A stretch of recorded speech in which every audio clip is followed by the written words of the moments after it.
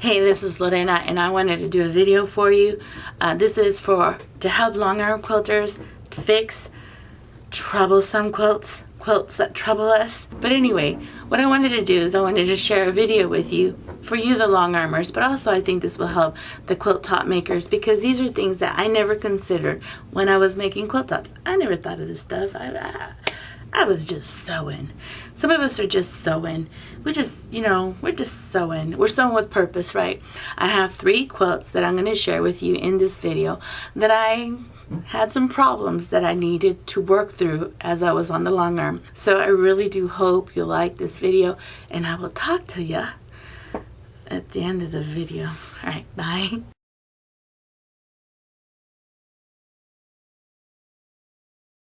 I'm also going to share how you deal with puddling, especially when the quilt top maker has placed probably 2 or 3 seams together, and when she connects the seams there's this weird pleating and puddling over.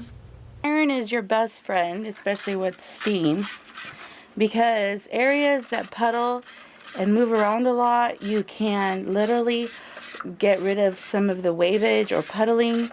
And like in this area, the flatter your quilt is, the better the quilting will be when you go on the machine. Now here you can see there's an opening. What I'm going to do is I'm going to baste this down, and then when I'm done with the quilt, I'll hand stitch it shut. You want to have this area as flat as you can, because this can get caught under the long arm. And so ironing gets rid of that weird puddling that was there. This huge puddling right here, and you can see where the quilt itself is going in. So this is just a starch that I'm spraying, and I'm going to start as much as I possibly can to start ironing this quilt, so when the long arm goes through it, it doesn't pleat more. Do you see the difference? Even though it's real bad here, but it's okay. I also wanted to share, I did a wavy border tutorial. I also had to pleat to deal with some major wavage. So I wanted to show you this area right here. It was extremely puddly, and what happened is that she had issues here with a wavy border. So what I did is I folded, I tucked and pleated, and I went through here, and I got rid of a lot of really heavy fullness in the other video. But I went ahead and I pleated it, and I'm trying to straighten it, and I basted it down, and I basted this down, so when the long arm comes in this area, it'll quilt it. I'm trying to straighten this area out too, and make it as visibly appealing, as straight as I possibly can, because this border is wavy. Aside from that, when it comes and quilts it, I'm going to go back and hand stitch it for my client. So I'm trying to fix it in such a way that it's visibly appealing, and it also got rid of a lot of the puddling that was over here. I do have a tutorial on how to fix wavy borders. I'm just showing you that I did have to pleat it here and align it, and it got rid of a lot of that weird puddling. One of the issues for me was the border was not put on well. As a matter of fact, the border had a lot of wavage, not puddling, but wavage on the side seam. So you could literally look like it had a curvy road when you look down the line of the seam.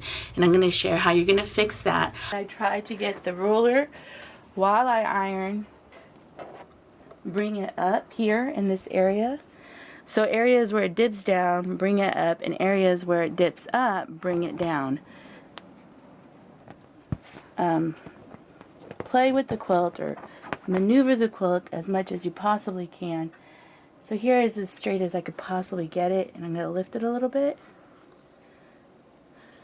And in comparison, when I first put this quilt on, it looked extremely wavy when it came.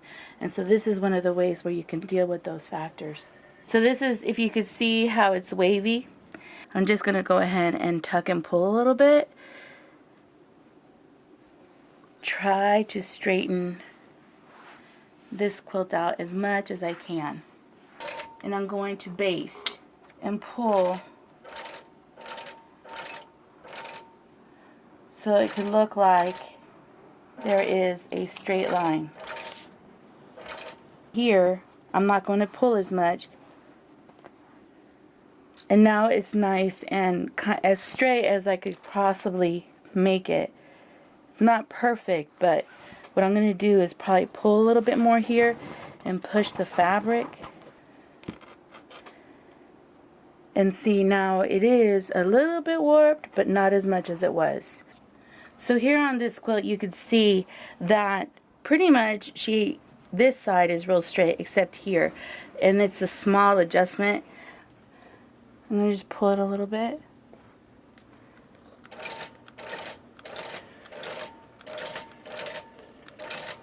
Here,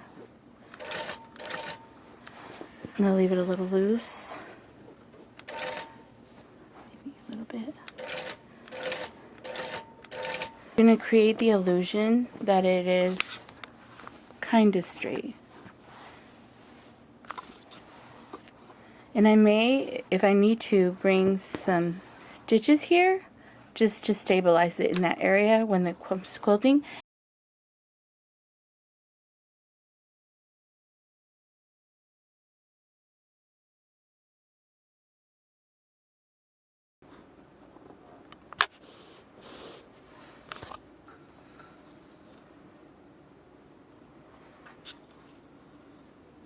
And then I get the quilt and I just naturally start straightening it out with my hand. And as I'm doing that, I am getting the fabric to settle down, especially that and get that starch into the fiber.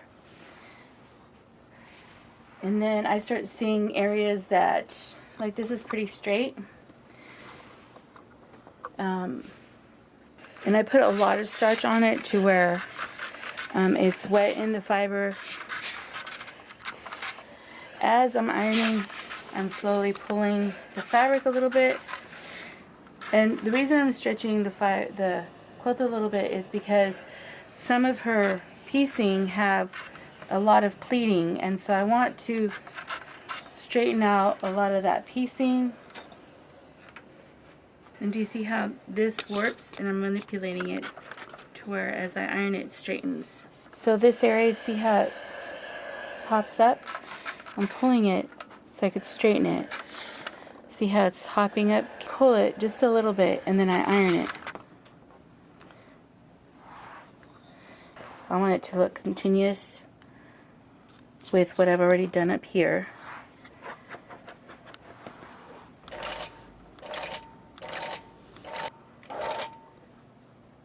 Here. Just trying to create as straight as I possibly can line. You can see that it's not perfect, but it's as straight as I can get it. See, it's pretty straight. Then there's nothing I can really do about that, other than if I pleat it.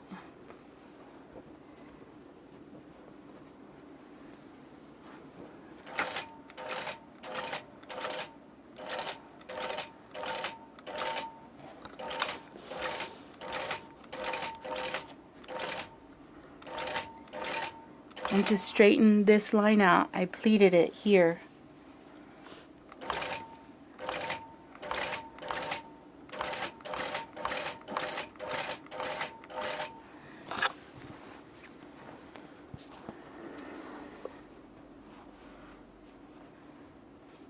I could pleat it more, but I think this is a pretty decent straight in comparison to what it was. And then I hand stitch all this down.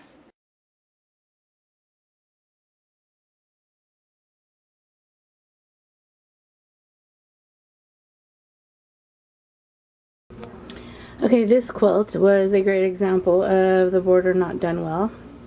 Earlier I had the quilt was bowing this way. I don't know if you can see it. Maybe you can see it in this angle. It was bowing. And the neat thing about ironing is you can manipulate it to be as straight as you can get it. 20 legs is okay after that. Just like that. Now it's straight. I also have a quilt top that was made. that was Crown Royal. It was a Crown Royal quilt, and it was a beautiful quilt. The only thing is that she didn't use interfacing, which is fine. It worked out okay. Usually on t-shirt fabrics, like t-shirt quilts or Crown Royal bag quilts, you should use an interfacing because those fabrics have a lot more stretch than a regular cotton quilt fabric. And she also did not place a border, which ended up leaving a lot of openings on her edge of her piecing on her quilt top. And the other issues that I had with that Crown Royal quilt is she went ahead and she added a minky fabric in the back that had a lot of stretch. That kind of made me panic a little bit. And she also used poly batting. These factors can change how the long arm quilts your quilt. They are somewhat concerning because if the minky fabric has a lot of stretch, you can have, well, I did a quilt once that had minky fabric. I stretched it so much that when I took it off the clamps after I quilted it, it like shrunk back the quilt. And so I wanted to share with you some of the things that I do to control the quilt top as a long arm quilting machine is quilting the quilt top. And so I'm going to share with you some of my little ways of thinking and how I fix things so that when I'm long arm quilting, I'm not having problems as the machine is going through the quilt. I basted the heck out of this. She did not have any border either, which was kind of weird for me because you see, like here's a seam, here's a seam, here's a seam, here's a seam, and there's another seam. There's several seams on this quilt. She just didn't want to put a border, which is fine. I'm not saying anything's wrong with not putting borders or putting borders. There's just no borders to seal all these seams. Here you see the quilt, and this has a lot of stretch. I made sure that when I sewed the leader to this, I sewed it where there was no bias stretch. It was real taut and tight, and I basted everywhere. I also did a basting stitch in the middle. It doesn't matter if it's perfectly in the middle. I also did a basting stitch in the middle, which I already took out because I rolled the quilt. But poly is very foamy, spongy. Look how thick that poly is. It's very foamy, and when you have a quilt, you want to make sure that if you baste poly, the better. So I haven't taken it off the leaders. I just wanted you to see the quilting.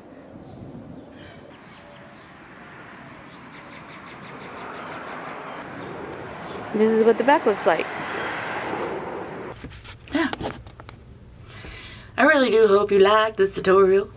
If you're watching it and you're a quilt top maker, I'm sharing with you how your long armor can repair and fix some of the mishaps that we new pieces do. I wanted to share with you what it's like for the long armor who has to repair your quilt tops and things that they have to consider when they are working on your quilt.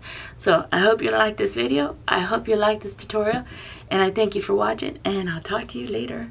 All right, bye. Bye.